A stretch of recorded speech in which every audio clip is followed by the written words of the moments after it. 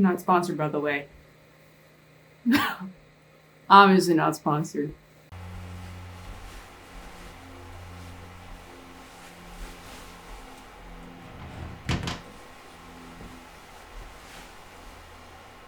Hello. Let me pick this up real quick. Hello.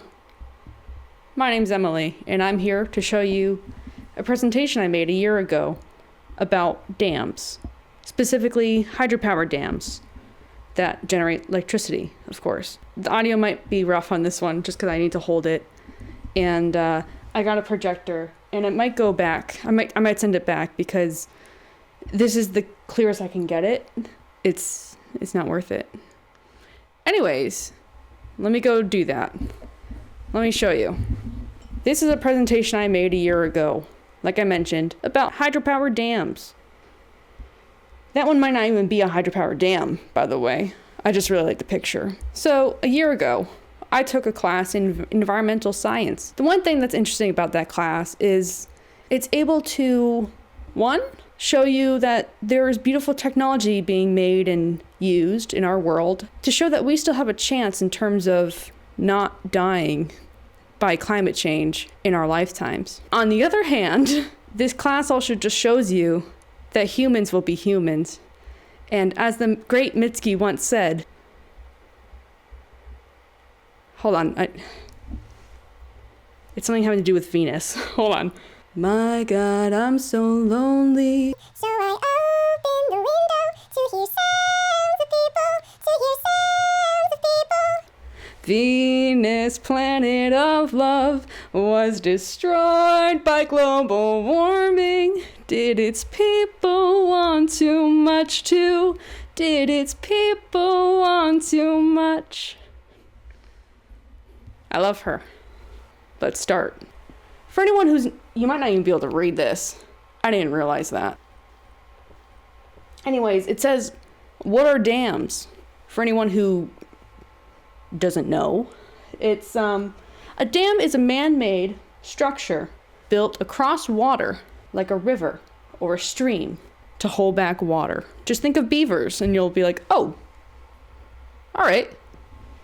And so the first known dam that we have here, it's called the Jawa Dam. The dam was built around 300 BCE, located in modern-day Jordan, which back then would have been Mesopotamia. And so the building materials for dams in the earliest stages of our human life was clay and rocks and just whatever they could kind of use and natural materials to stop water.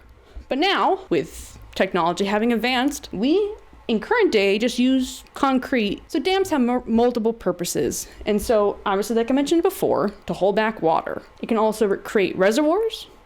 It can prevent floods. Irrigation. Irrigation and hydroelectric power. I love me some hydroelectric power, baby. All right, so let's talk about trends when it comes to dams. There's over 90,000 dams in the US. The thing is, out of those 90,000 in the US, only about 2,300 of them actually produce power as of 2020. The thing is that what comes with dams is that nearly 50,000 of them could lose more than a quarter of their storage capacity by 2050. This whole thing, it just shows that dams aren't really being built anymore. The investments that come with hydropower, hydropower dams, everything in terms of hydropower is just not nearly what it used to be anymore. This graph down here shows the completion of US dams by the decades. As you can see, in the 50s, 60s, and 70s, the construction of dams were pretty darn high, but it's pretty much a drastic decrease since the 80s and further on. But that's the thing though. So how much energy does hydropower even produce? Because let's be real, if it doesn't really produce a lot of energy, then why should we bother? Hydropower accounts for roughly 28% of the US renewable energy generation overall. Obviously, renewable energy versus fossil fuels when it comes to our energy resources, 28% of that sounds like a lot, but compared to fossil fuel, as you can see here, this another line here, it says about only 6.2% of the total US electricity generation. Again, like I mentioned, fossil fuel obviously is our main source, which is not good, by the way. I don't know why renewable energy is such a politicized topic in our day. I think it's very good to advocate for these sort of things. So now we have pros and cons. So basically, the pros and cons of dams and also just hydropower in general. So of course, the first pro that comes with hydropower and dams is the minimal pollution that it creates. Obviously, there's no fossil fuels being burned to generate this energy, so that's a great plus. And then, of course, the water is free from natural sources. This could be dystopian, but hopefully we're not buying water yet to fill our dams or whatever. I actually had to do a paper freshman year of college that shows that the next thing that a lot of big companies are going to go after is safe drinking water, because that's going to run out soon. One thing that's cool too is obviously, of course, when it comes to building and constructing dams, the actual operation and maintenance costs are relatively low. And also, of course, the last thing down here, it's a renewable energy, again, that comes from nature. So now we are at the cons. Obviously, there's high investment cost that comes with this. So obviously back over here, we had the low operations and low maintenance. After the dam's built, it's not so much of an expense here. But obviously, while it's being built, this sort of thing can take a lot of time, whether it be engineers or obviously construction workers, and also just the idea you need a good spot for it too. They're kind of being all taken up. There's no more Hoover dams anymore. So another thing as well too, dams are dependent on precipitation. So obviously, rain's great. Rain is so awesome. And when it doesn't rain, when there's a drought, it is crucial for a dam to operate in terms of producing electricity, because obviously if there's not a lot of water, it will not produce a lot of electricity.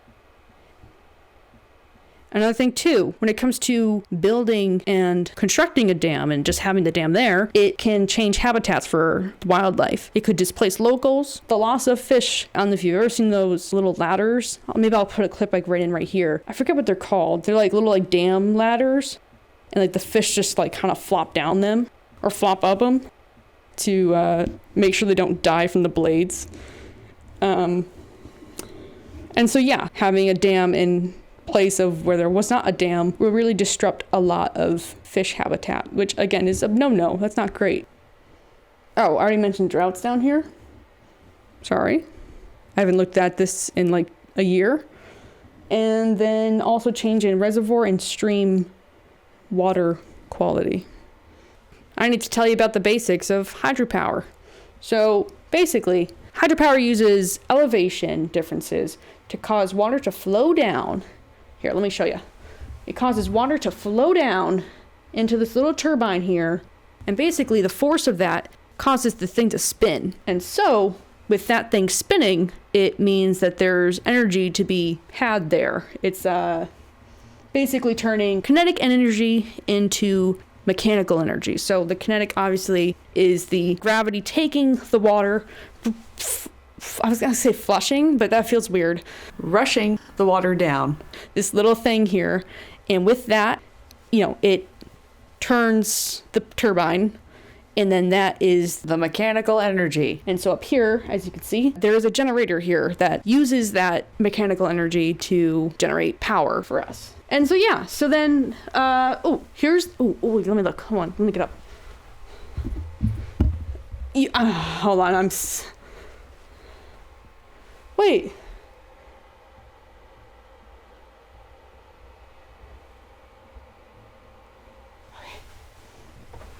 It's back. This thing is so going.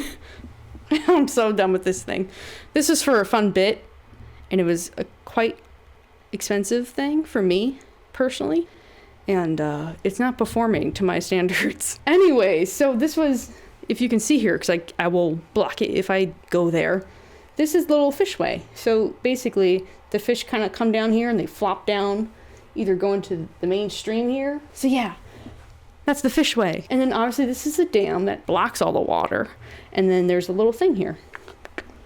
And then it just takes the water and then it goes out. And so yeah, that is basically hydropower and dams.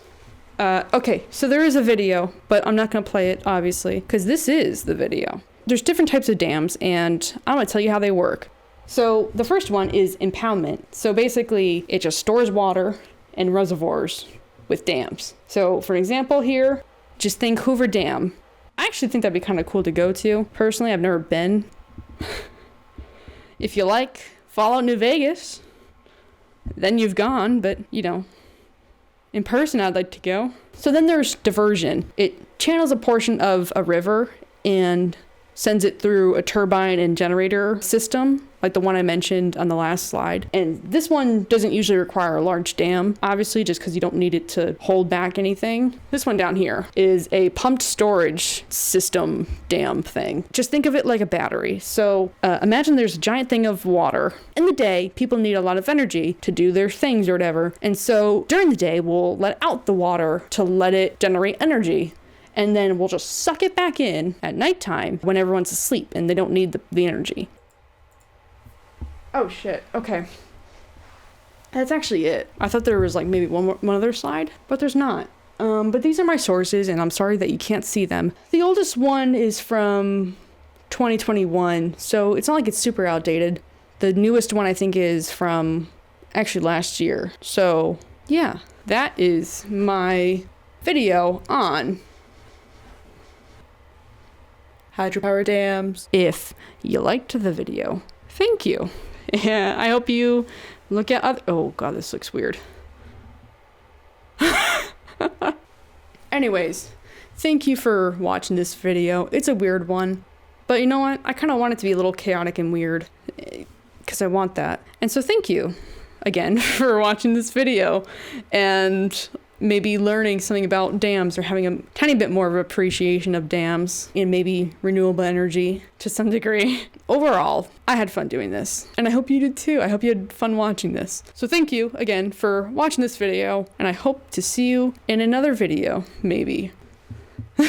Goodbye.